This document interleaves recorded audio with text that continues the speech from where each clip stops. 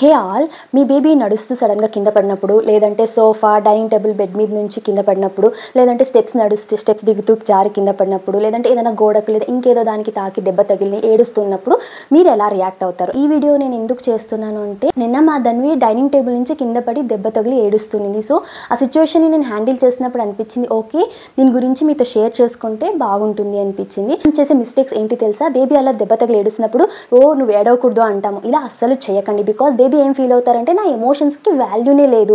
ఏదైనా మన బేబీ దేనివల్ల దెబ్బ తగిలింటుందో, లైక్ ఈ గోడ అనుకోండి, దీన్ని మనము మా బేబీని కొట్టొద్దు అని చెప్తున్నప్పుడు బేబీ ఇదే నేర్చుకుని ఫ్యూచర్లో వాళ్ళు తప్పు చేశారని తెలిసినా కూడా వేరే వాళ్ళని బ్లేమ్ చేస్తారు. మనకు అబద్ధాలు చెప్పడం స్టార్ట్ అవుతుంది. మనం బేబీని పడ్డం చూడగానే ఫస్ట్ భయపడతాం. ఈ భయంలో వచ్చే ఫ్రస్ట్రేషన్కు ఎన్నిసార్లు చెప్పినా నువ్వు వినవు, అది ఎక్కొద్దు అని చెప్తామా, దాన్ని ఎక్కి కింద పడ్డావు కదా, ఇప్పుడు బాగుందా, ఇప్పుడు దెబ్బ తగిలింది, నీకు చెప్పిన మాట వినాలి అని చెప్పి ఓవర్గా స్ట్రిక్ట్ చేసేకి కోపంతో భయపెడతాం పిల్లల్ని.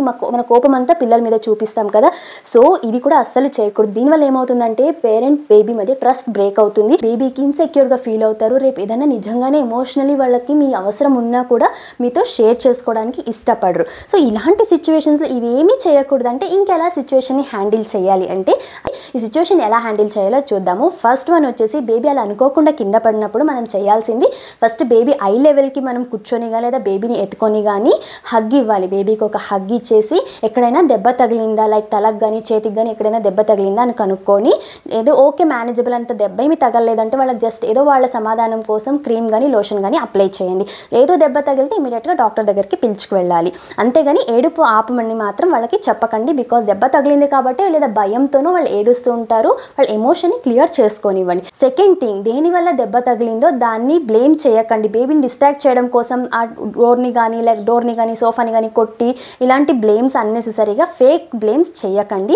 దాని బదులు నెక్స్ట్ టైం నుంచి మన బేబీకి ఇలా హైట్స్ ఎక్కేటప్పుడు జాగ్రత్తగా ఉండాలి. నడిచేటప్పుడు అమ్మ కానీ నాన్న కానీ చేతులు పట్టుకొని నడవాలి. ఎక్కేటప్పుడు కొంచెం కేర్ఫుల్గా. సో ఇలా జాగ్రత్తలు చెప్పాలి. థర్డ్ మోస్ట్ ఇంపార్టెంట్ థింగ్, ఇలా ఎప్పుడైనా జరిగినప్పుడు మా ఆయన ఫస్ట్ చేసే పని, ధన్వి ఇప్పటికి చాలాసార్లు ఇలానే పడింది, ఆ రోజు టైం తీసుకొని మా ఆయన సోఫా కానీ లేకపోతే డైనింగ్ టేబుల్ పైన ఎక్కడం కానీ లేకపోతే బెడ్ కానీ స్టెప్స్ ఏవైనా సరే ఎలా ఎక్కి ఎలా దిగాలి అని చెప్పేసి కంప్లీట్గా ప్రాక్టీస్ చేసి ధన్వికి ఫుల్ కాన్ఫిడెన్స్ ఇస్తారు. మీరు మీ బేబీకి ఇలా తప్పకుండా ట్రై చేయండి. నెక్స్ట్ టైం నుంచి వాళ్ళు భయపడరు, కాన్ఫిడెంట్గా ఉంటారు. అండ్ ఒకన్నాక వాళ్ళు ఉన్న యాక్టివ్నెస్లో పడ్డం లేయడం ఇలాంటివన్నీ జరుగుతుంటాయి. బట్ యాజ్ అ పేరెంట్స్ మనము దీన్ని ఎలా హ్యాండిల్ చేస్తాం అనేదే చాలా చాలా మ్యాటర్ అవుతుంది. ఐ హోప్ మీకు ఈ వీడియో హెల్ప్ఫుల్ అయింది అనుకుంటున్నాను. Happy parenting. Thank you for watching.